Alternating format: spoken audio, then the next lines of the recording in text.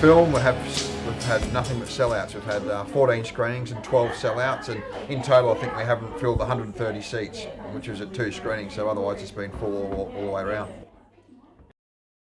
For the last 12 months or so, our community has been rallying together and to push back against coal seam gas. We are within a petroleum exploration licence, or a PEL, that is owned by AGL, and all of our community consistently does not want AGL's presence.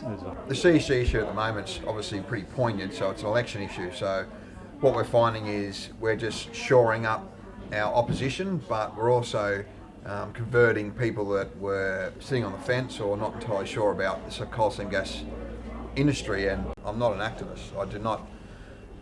I don't put myself in the activist bracket. And that's one of the pigeonholes I've been really trying to keep out of, because I'm not an activist. If you ask me, am I against coal mining? Well, I'm just against irresponsible mining in general.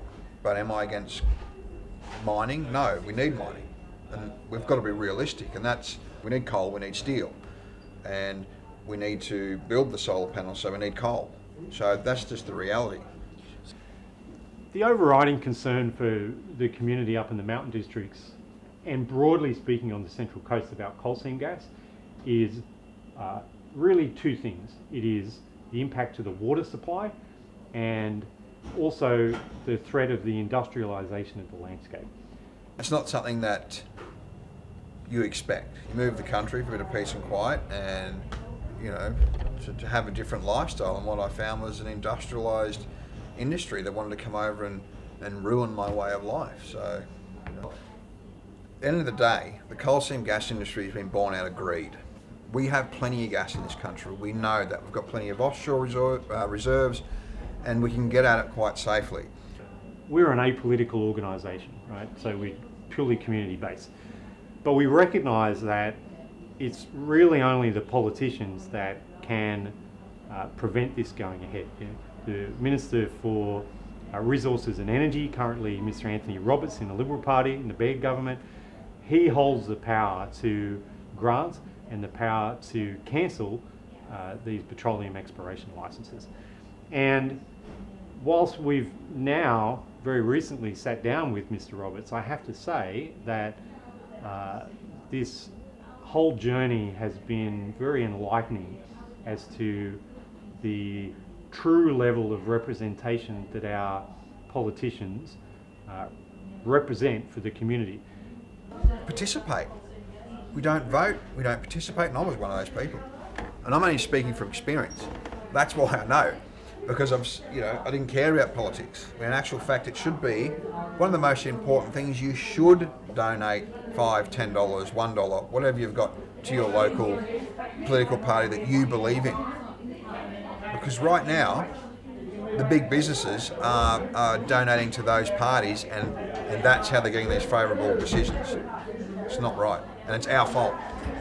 We very recently had a meeting with Mr. Anthony Roberts, the Minister for Resources and Energy, and it sort of feels like things are happening, albeit that this is this side of the polls, not the other side of the election. So let's hope that engagement continues after the election results.